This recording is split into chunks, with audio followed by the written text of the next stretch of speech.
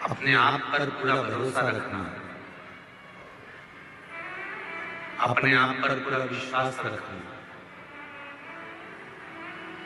और अपने देव अधिदेव महादेव पर पूरा विश्वास रखना, पूरा भरोसा रखना। वो आपको कभी जिंदगी में डूबने नहीं देगा, आपका हाथ पकड़कर आपको मंजिल तक पहुंचा देगा। व्यक्ति कौन डूबता है? कौन सा व्यक्ति जिंदगी में आकर सक्सेस नहीं होता, सफल नहीं होता, उसकी जिंदगी में वो कभी तरक्की नहीं कर पाता, वो व्यक्ति जिंदगी में तरक्की नहीं कर पाता, वो व्यक्ति जिंदगी में सक्सेस नहीं हो पाता, वो उन्नति पे सीढ़ी पर नहीं चढ़ पाता जिसने जिंदगी में आने के बाद कुछ संघर्ष किया है। तुम्हारे पिता तुमको गाड़ी दिला देंगे, तुम्हारे पिता तुम्हारे लिए बंगला बना देंगे, तुम्हारे पिता तुम्हारे लिए जमीन खरीद देंगे, प्लाट दे देंगे, फैक्ट्री डाल देंगे, दुकान बना देंगे, सब कुछ कर देंगे। फिर भी पिताजी ने तुमको 2 बीघा जमीन दे दी, 2 एकड़ जमीन दे दी, 5 बीघा जमीन दे दी, 5 एकड़ जमीन दे दी, 10 बीघा जमीन दे दी, मकान दे दिया, फ्लैट दे दिया, बंगला दे दिया, मकान, जमीन, जायदाद, गाड़ी, बंगला सब दे दिया, तो भी तुम ये मत सोचना कि ये पिताजी की जो जायदाद है वो मेरी है।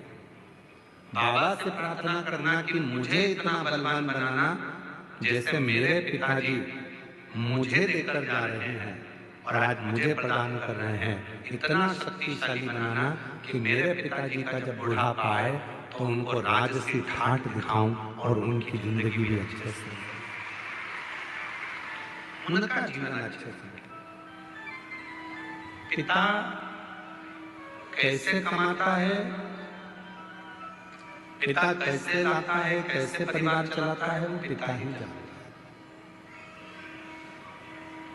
धर्म पत्नी भले करेगी कि हम तुम्हें दिखते नहीं है, तुम हमारे लिए कुछ करते नहीं हो, पर उस पति से पूछो कि जो कमा किसके लिए रहा है, वो तो अपना एक छोटा सा मोबाइल लेकर चल रहा है, अपने वही कपड़े जो उसने पहले सिलवा रखे थे वही कपड़ों को पहन रहा है, वही वस्त्र है, वही मोबाइल है, वही जूते हैं, वही चप्पल है, वही रुमाल है, वही कपड़े की अलमारी है।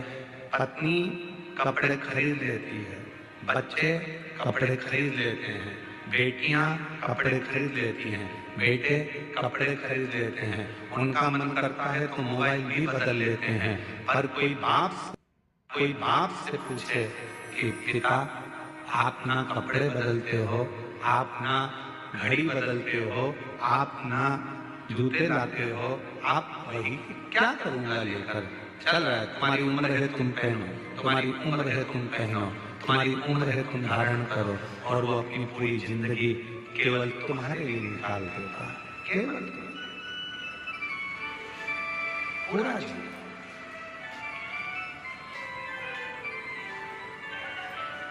अब अपना क्या फर्ज है, उसने अपने लिए पूरी जिंदगी निकाल दी, तो उनका जब बुढ़ापा है, उनकी जब वृद्ध अवस्था है, तो अपना फर्ज है कि उनका साथ देना, उनको दुनिया की सारी खुशियां लाकर दे देना। 20, 25, 50, 30, 40 साल जितने साल जिएंगे उतने साल उनकी जिंदगी में इतनी खुशियां दे दो कि वो भी परमात्मा से कहें कि संतान देना तो ऐसी देना और इसको खूब बरकत देना, खूब।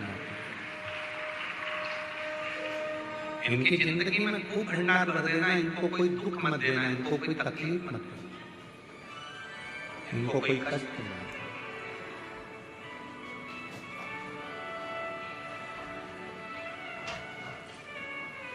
शिव स्वरूप पिता, शिव स्वरूप गुरु,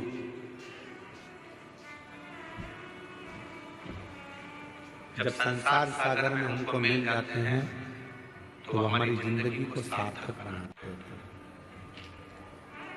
हमारे जीवन को सार्थक।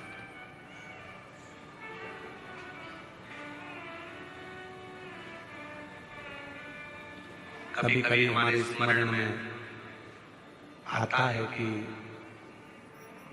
शायद पिता दुनिया की सबसे बड़ी दौलत होती है, और वो अनुभव करोगे आप ये। जब आप स्वयं पिता बनोगे तो अपने पिता को याद करोगे कि मेरे पिता दुनिया की सबसे बड़ी दौलत थी, दुनिया की सबसे बड़ी पूंजी थी। मेरा पिता खुद के लिए कभी नहीं जीता, वो परिवार के लिए, पत्नी मुझे ये लाना है, हाँ लिया, मुझसे मत पूछ लिया, मुझे ये करना है, हाउ कर ले, फिर तो जब मर्जी पड़े वो कर। माँ पापा बेटी कहती है मुझे ये करना, कर ले, बेटा कहता है मैं पापा ये करना, कर ले। हस्तक्षेप करता है, वो पिता है, वो जान। अपनी जिंदगी को, अपने जीवन को सफलता की ओर वही लेकर जाता है जिसने जिंदगी में थोड़ा संघर्ष किया। पैसा कमाओगे, लोग जुड़ेंगे, सब आपके पास आएंगे, जो चाहिए वो आपके पास होगा।